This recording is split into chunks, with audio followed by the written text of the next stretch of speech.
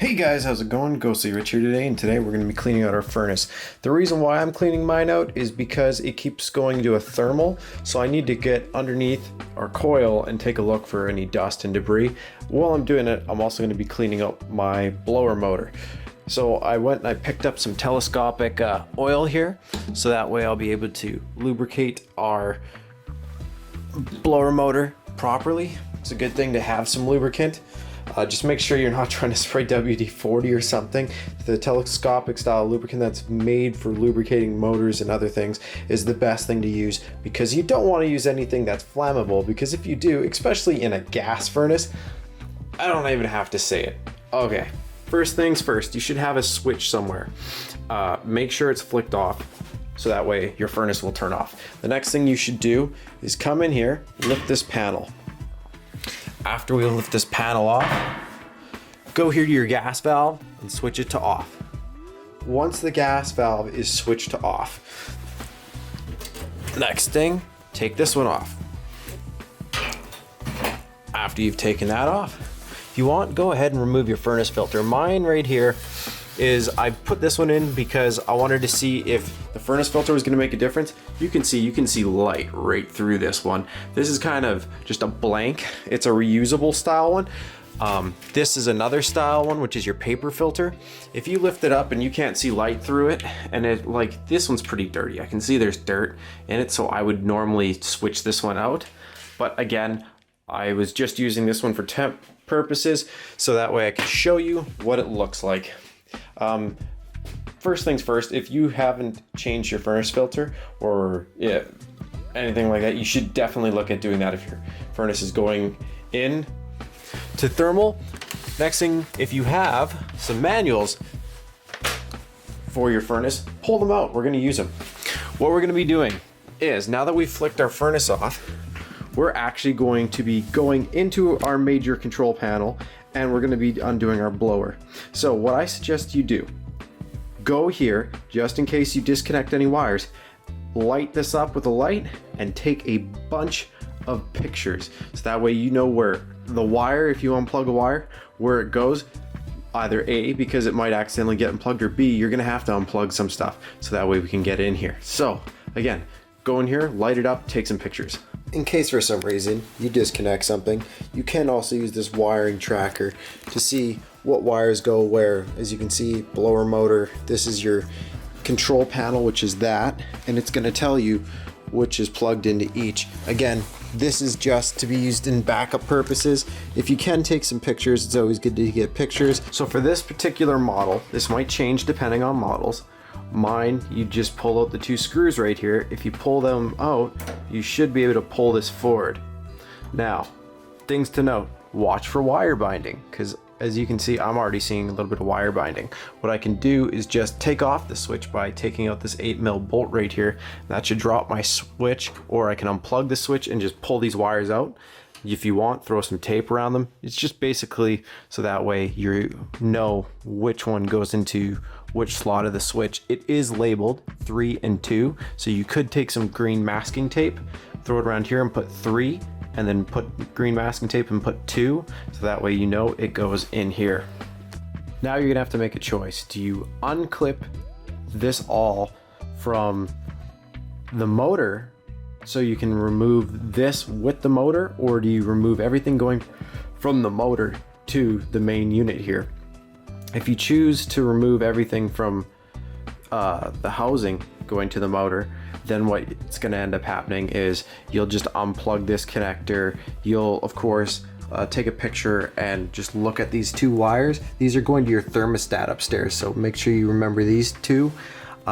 This is obviously attached to here as well, so you'd want to disconnect and take a picture of these two, so that way it would be, you know where to go with that.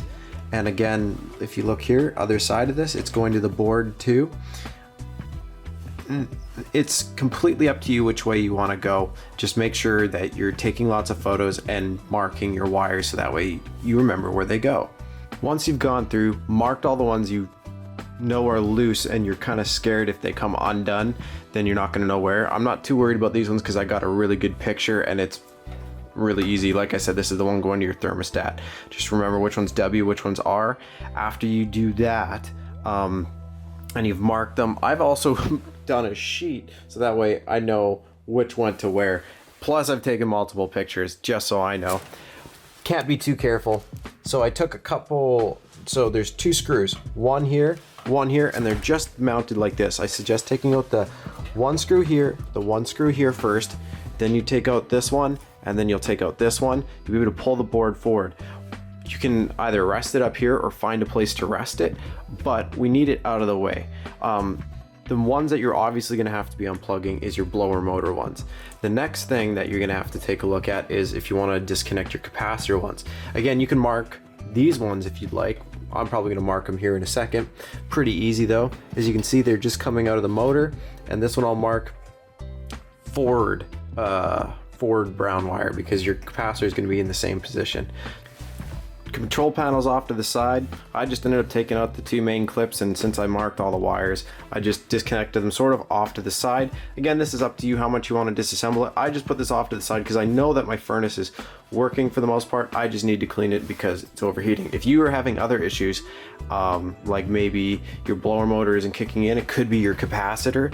Again, these are things that if you don't feel comfortable checking with a voltmeter, you might want to just go and hire a company.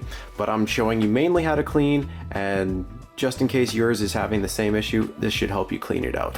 So now that we've gotten to this point, what I did is I sunk the blower motor back in a little bit, got my wires up and around. I'm gonna slide this motor right out now. When you're sliding this out, things to watch out for. Make sure you don't accidentally trim any wires. If you see a zap strap like so, you're gonna wanna trim the zap strap so that way it doesn't get caught in your wire bundle. And zap straps are cheap, and you could, yeah, I suggest just replacing the zap strap. Okay, so after you cut the zap strap, literally just slide this forward if this is how yours is gonna work, and you should have this blower motor free, and we should be able to start cleaning this thing out. I would take your vacuum and suck that all up. As you can see, the motor is free for me.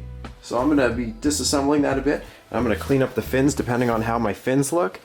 I'll show you what they look like and how you know to clean them, but from this point you should suck it up. If you're scared of spiders, be scared of that, because I've noticed that there's been, like in the last few times I've cleaned different ones, that you find a few dead spiders in there. It's always a couple things to watch out for. So I'm gonna get in underneath here and I'm gonna take a look. Now if you have a mirror, like a makeup mirror, you can always look up there with a makeup mirror and shine a flashlight up there. All depends on how you want to do it. Just be very careful with these edges because sheet metal cuts very easy and it hurts. Beautiful thing about smartphones and cameras these days, you can always put a light like so inside and take some photos. Now I'm just looking in here and everything is looking pretty spotless. I might still get in there and just give it a bit of a wipe down, but there's no big dust clumps, there's no nothing. Now, if you're not satisfied with just being able to check down there, another thing you can always do if you're wondering if it's dirty is take out 1, 2, 3, 4, might be more, might be less for yours. Take this out and we should be able to see the top of the fins to see how they're looking. The other thing you're looking for are like cracks and other pieces. Like if you see a hairline fracture or anything, these are things that you definitely want to note because especially with a gas furnace, you're not going to, it's probably not going to work at all. That could be part of your overheating. So I'm going to stick my flashlight in here. Maybe I can show you better. Perfect. So I just inspected here. I don't see any damage done to these at all. The other thing that I did is I quickly wiped them with a paper towel to see, and there's barely any dust on this at all. Like there's none. So this is looking really good for those fins. Now if you start looking in here and you start seeing hairline fractures then, or anything like that, like you look in here and you start seeing cracked or pieces that are missing or hunks out of it, do not, whatever you do, fire up your furnace. Just pretty much leave it like this, call in your furnace guy and let him go from here on in. Look at that, spotless. Love it. So I went right into the depths over there, clean that up. What I would highly suggest you do when you're cleaning that up is also give it a wipe. Make sure you clean this trough. That's where your filter slides in and out. So I'm just looking in here and my blower is not too bad.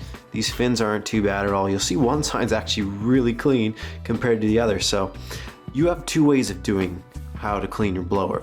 You can either, one, do the manual method. If yours is not that bad, you could do this method, which is just reach in here, soapy cloth, wipe it all up and get all that out. Once you've cleaned up, as you can see, mine's just got a little bit of a mess in here, you could take a toothbrush and run the toothbrush across the fins. That is one way of cleaning this. Also, make sure that you do the same with all the openings on the motor, so that way you clean it up. Again, you can just clean it with a toothbrush. That's one way of doing it. The other way is grabbing a 10mm socket here, putting it on and removing all three of these bolts, pulling the motor out of the way. Also take your 8mm and take this off the housing, and same with the ground, so that way those two are loose and off as well. Once you do that, or once you loosen those bolts if you'd like, you go to this side. You'll see that there's a set screw right here. If you loosen this off, that will release the fan from the blower motor. So you can do this with a pair of pliers of sorts. Just grab it, loosen the set screw, and slide it off. Once you've loosened that off, just, if you want, you can take it right out, or you can just do that. After you've done so, flip this up, and like I said, take out your 10mm and take out your 8s. So if you pull out these 3 bolts and you wiggle, you're literally gonna wiggle it and it should push out. Like, you might have to get it started with your finger by pushing on the shaft, but after that you're just literally gonna wiggle the wheel a little bit and the motor should start to come out. And then after that, grab the motor and wiggle the motor out of the fan shroud, because you don't want this falling on the tile, or you don't want to damage the motor, obviously. So once the motor is out, if you take a look here, you're gonna have a couple screws. You're gonna have, they might be smaller than an 8mm. I'm just taking a look here. They might actually be, let's see. Yeah, they're definitely smaller than even a 7mm. So you can either, it's probably maybe a 6 or 5.5, but yeah, take these 2 screws out on the side. This metal plate, if you look here, is just hooked in. So once you pull these 2 screws out, pull the plate down like this, and it should unlatch this plate. Once you take out the 1/4" 2 screws on the side, this is the plate. You literally just pull and you'll see it unclips from the 2 sides. After that, this fan could now just come out right through here. Ta-da! So, now that I got it out, you can actually see it's got some gunk on the blade, so definitely going to take this and wash it out nicely. Also, look in there, definitely lots of dust and stuff around there. So far, I've cleaned up our motor here. It looks way cleaner now that I've just gone through it and cleaned up the front end. I've cleaned up the housing over there. Now it's just time for the wheel.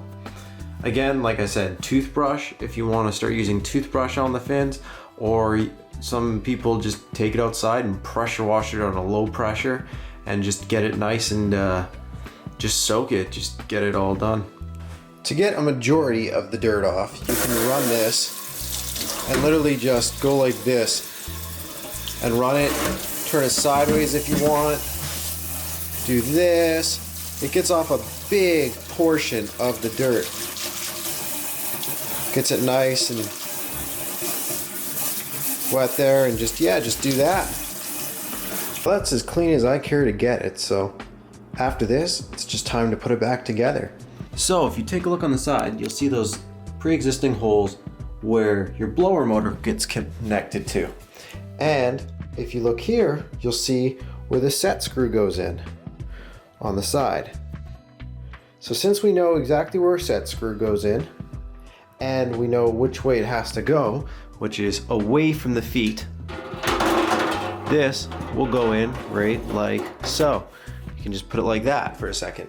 Next thing to do is to line up the motor again. Now, how do you know which way is up? Well, good question, I'll show you. This is your label. If you're looking in your furnace, you would be reading this. So it would be somewhat like this. After it's in like so, the oilers have to be facing up. So line the feet up on this motor, so that way you know the oilers, which are these two. Again, not all furnace have oilers, but my current one does, but those will be facing up. You can see where the set screw sits because of there's a little burr. If you take a look, oh, it's a heavy motor, but if you look, you'll see where your old set screw sat. It's going to be etched into there. What you want to do is, if you take a look at your set screw on here, make it so your set screw is facing the way that this motor is. So that way, when you put it in, you make sure that the set screw goes in right where it used to sit.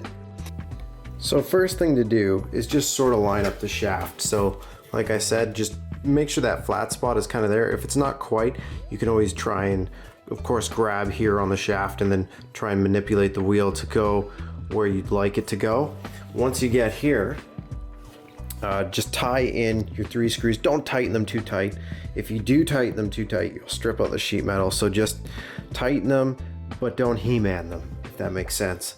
I don't have a torque spec. I just put them to where I thought I'd like them. If for some reason you end up stripping them, you might want to do a bolt and a nut, but make sure you keep that bushing.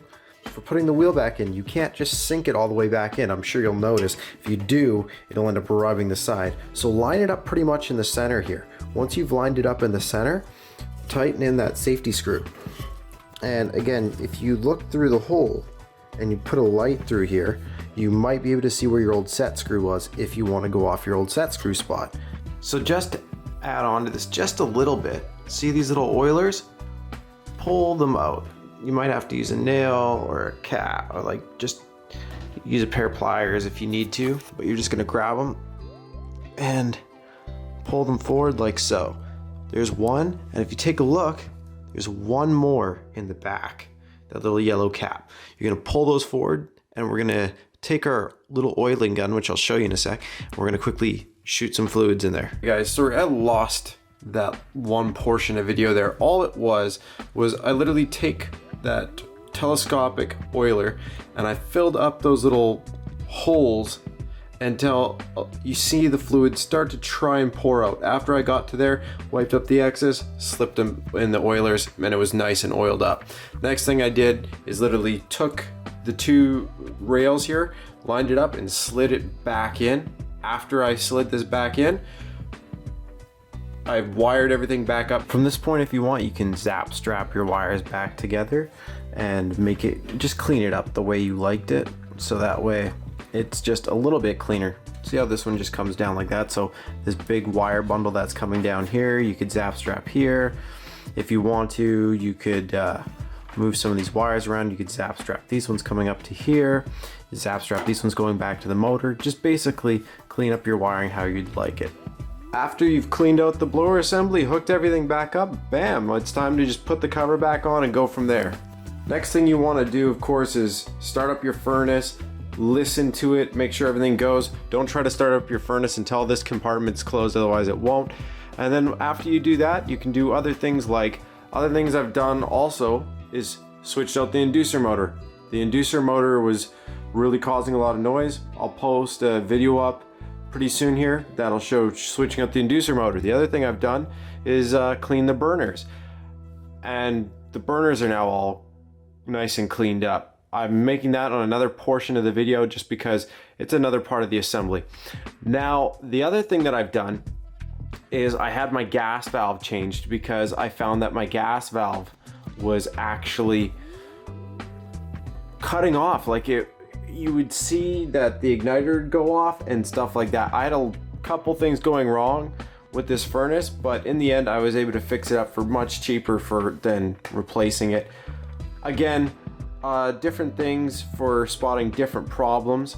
One, if you notice that one burner starts but this one doesn't start. That means you might have a lot of corrosion on your burners. Clean it up. If you notice that this flame starts, but then all of a sudden furnace turns off, it means your thermoresistor has a problem. If you notice that you aren't getting any spark or any glowing in here, that means your igniter's probably gone. If you see that the igniter lights up but there's no gas being triggered, that would be wanting to get your gas valve looked at. Never do your gas valve yourself. Always hire someone out. If you notice that during cycling your furnace goes and then cuts out halfway through cycling, it could be your gas valve. The other thing is if you're not getting any gas at all, it might even be your pressure switch if it's not noticing that your inducer is going. It's always nice to pull someone out for diagnostics if you can afford it. Some places are cheap, like 39 bucks. Either way, replacing an inducer motor is very cheap to do, and it's super easy to do by yourself, like I said. Anyways, I hope this helped you clean up your furnace and spot different problems. Click like if it did, subscribe for more, and feel free to check out my other furnace videos.